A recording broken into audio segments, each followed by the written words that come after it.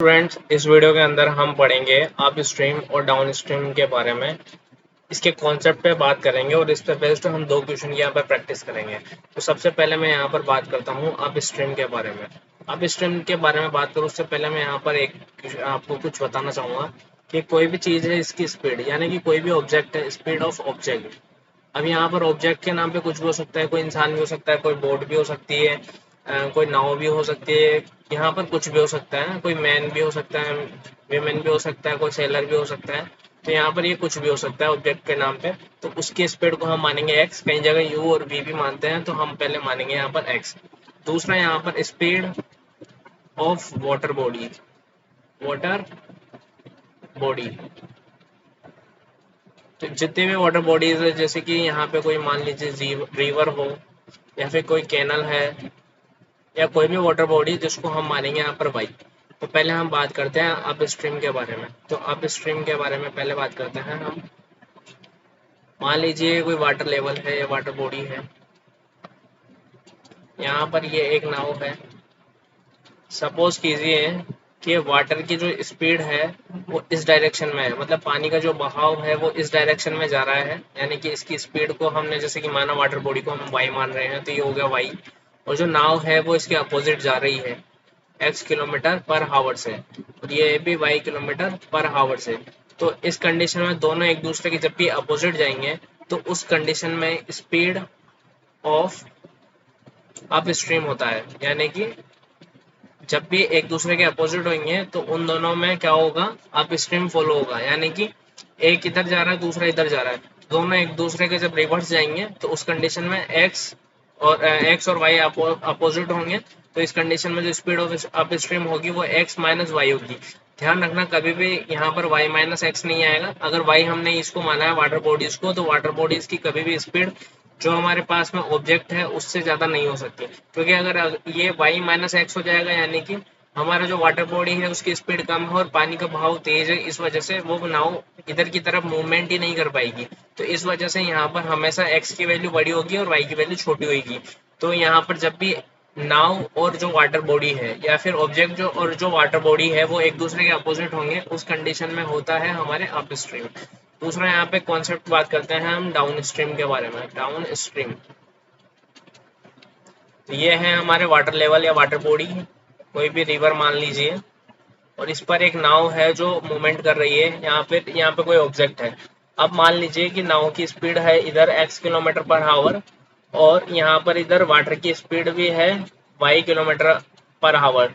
जब दोनों की डायरेक्शन, इसमें क्या था, डायरेक्शन थी वो क्या थी, अपोजिट। और इसके अंदर क्या होगा, जो डायरेक्शन होगी वो हो जाएगी सेम। तो जब दोनों की डायरेक्शन सेम होगी उस कंडीशन में होता है डाउन स्ट्रीम। यानी कि speed of downstream will be x plus y kilometre per hour. अभी किलोमीटर या मीटर पर सेकंड वो क्वेश्चन के अकॉर्डिंग होता जाएगा। अब क्वेश्चन की हम बात करते हैं यहाँ पर। A boat take 4 hours to go 44 kilometre downstream. तो डाउन स्ट्रीम के अंदर कोई भी बोट है उसको मूवमेंट करने में 44 किलोमीटर को मूवमेंट करने में 4 घंटे लगते हैं। It can go 20 kilometre up stream same time. और सेम टाइम के अंदर अगर वो अप स्ट्रीम में मूवमेंट कर रही है तो उसको यहाँ पर सेम टाइम के अंदर अगर वो अप स्ट्रीम में मूवमेंट कर रही है तो ओनली 20 किलोमीटर ही कवर कर पाती है।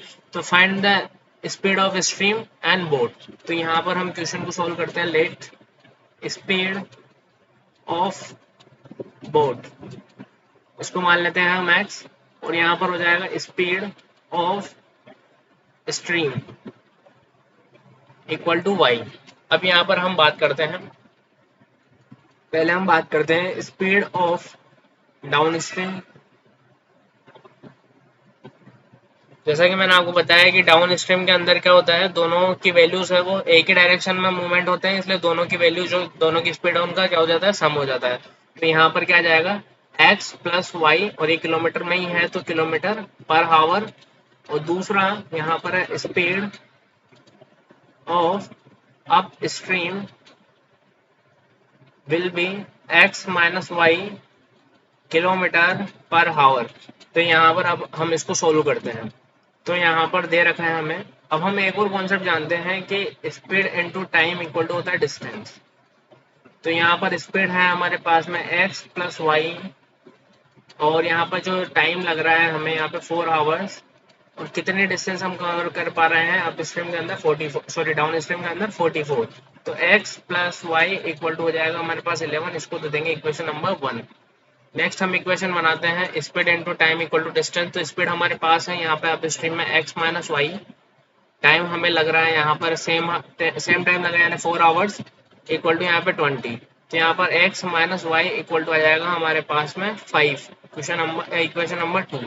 अब चाहे तो आप एलिमिनेशन सब्स्टिट्यूशन किसी भी मेथड से इन इक्वेशंस को सोल्व कर सकते हैं। तो मैं क्या करता हूँ, इक्वेशन 1 प्लस इक्वेशन सेकंड, तो यहाँ पर आ जाएगा x plus y equal to 11, x minus y equal to 5। इसको हम सोल्व करते हैं, ये कैंसिल आउट हो जाएगा ये, और यहाँ बचेगा 2x इक्वल टू 16। तो x इक्वल टू आ जाएगा 8, और x को हम किसी भी इक्वेशन में पुट करेंगे तो यहाँ से हमारे पास में y की वैल्यू आ जाएगी। जैसे मान लीजिए इसको हमने इक्वेशन नंबर 1 में पुट किया तो y की वैल्यू हमारे पास आ जाएगी यहाँ पर 3। तो यहाँ पर speed of boat will be 8 kilometre per hour and speed of stream will be 3 kilometre per hour हो जाएगा। नेक्स्ट एक और क्वेश्चन इसकी जैसे लेते हैं।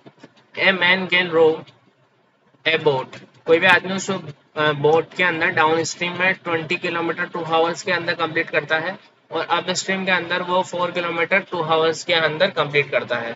His speed of rowing in still water, मतलब उसकी स्पीड हमें बतानी। स्टिल वाटर का मतलब भी मतलब उसकी ओरिजिनल स्पीड क्या है, बिना पानी को कम या ज़्यादा किए, मतलब पानी को ऐड किए या सब्ट्रैक्ट किए बिना। और stream of speed of stream हमें बतानी है।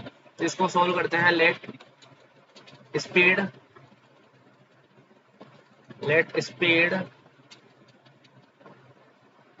Of water speed of boat मान लेते हैं x किलोमीटर पर हावर, और यहाँ पर हो जाएगा स्पीड ऑफ स्ट्रीम, यहाँ पर हो जाएगा y kilometre per hour.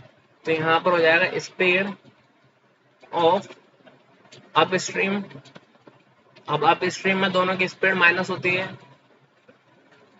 Kilometre per hour, speed of downstream equal to x plus y kilometre per hour. तो जब भी टाइम इनटू स्पीड करेंगे तो हमारे पास में आता है डिस्टेंस। ये फिजिक्स का एक फॉर्मूला है। तो यहाँ पर टाइम कितना लग रहा है, यहाँ पर डाउन स्ट्रीम के अंदर टाइम लग रहा है 2 घंटे, स्पीड हो जाएगी x प्लस वाई, और टोटल डिस्टेंस को कंप्लीट करेंगे 20। तो x plus y equal to हो जाएगा 10, इक्वेशन नंबर 1। दूसरी इक्वेशन को सोल्व करते हैं। यहाँ पर टाइम हमारे पास 2 आवर, स्पीड है अप स्ट्रीम के अंदर x minus y equal to distance है 4। तो x minus y equal to आ जाएगा यहाँ पे 2, इसको बोल देंगे इक्वेशन नंबर सेकेंड। तो इक्वेशन 1 प्लस इक्वेशन सेकेंड, तो यहाँ पर हो जाएगा x plus y equal to 10, x minus y equal to 2, इसको कैंसिल करेंगे तो यहाँ बचेगा 2x इक्वल टू 12। तो x इक्वल टू हमारे पास आ जाएगा यहाँ पे 6, और दूसरा यहाँ पर y की वैल्यू जैसे ही हम इक्वेशन 1 या 2 किसी में भी रखें, मतलब x की वैल्यू 1 या 2 में किसी में भी रखेंगे तो हमारे पास y की वैल्यू हो जाएगी 4। तो यहाँ पर speed of boat equal to आ जाएगा 6 किलोमीटर पर हावर, और स्पीड ऑफ स्ट्रीम